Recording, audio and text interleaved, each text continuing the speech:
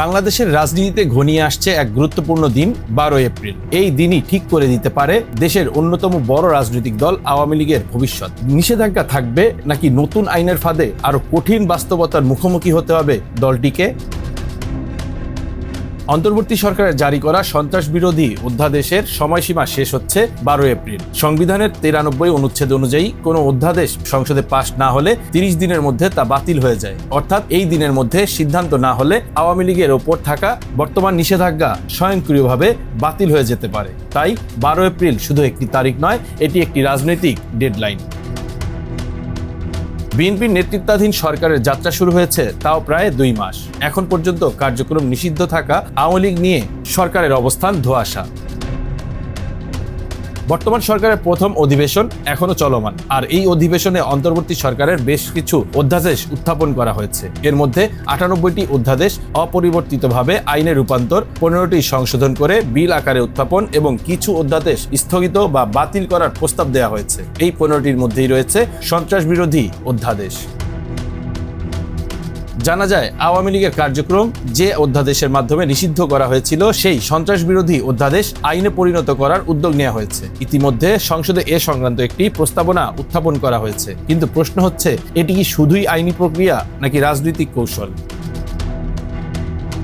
2025 সালের 11 মে জারি করা হয় সন্ত্রাস বিরোধী অধ্যাদেশ। এই অধ্যাদেশের মাধ্যমে 2009 সালের সন্ত্রাস বিরোধী আইনের দুটি গুরুত্বপূর্ণ ধারা 18 ও 20 সংশোধন করা হয়।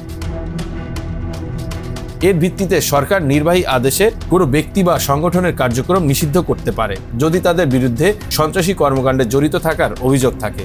এই আইনের আওতায় আওয়ামী লীগ এবং তাদের ভ্রাতৃপ্রতিম ও সহযোগী সংগঠনের কার্যক্রম বন্ধ করা হয়। এমনকি ছাত্রলীগকেও এর আগে নিষিদ্ধ করা হয়েছিল।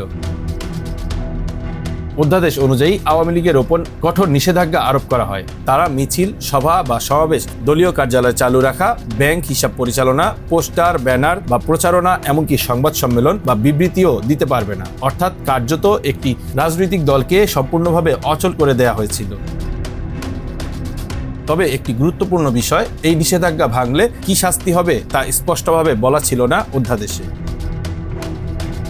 অন্তর্বর্তী সরকারের সময় বিএনপি বলেছিল নির্বাহী আদেশে কোনো রাজনৈতিক দল নিষিদ্ধ করা উচিত নয়, জনগণই সিদ্ধান্ত নেবে। কিন্তু এখন ক্ষমতায় এসে তারা সেই অধ্যাদেশকেই আইনে পরিণত করতে যাচ্ছে। শুধু তাই নয়, এর সঙ্গে যুক্ত করা হচ্ছে শাস্তির বিধানও। এই পরিবর্তন অনেকের কাছে রাজনৈতিক অবস্থান বদলের উদাহরণ হিসেবে দেখা যাচ্ছে।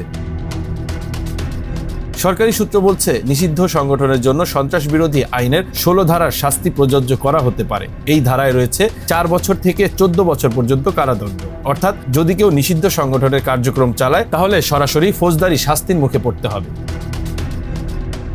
সংবিধানের 93 অনুচ্ছেদ অনুযায়ী অধ্যাদেশ সংসদে পাশ না হলে 30 দিনের মধ্যে তা বাতিল হয়ে যায়। এই সময়সীমা শেষ হচ্ছে 12 এপ্রিল। এরই মধ্যে 14 সদস্যের একটি বিশেষ কমিটি গঠন করা হয়েছে, যারা অধ্যাদেশগুলো যাচাই বাছাই করেছে।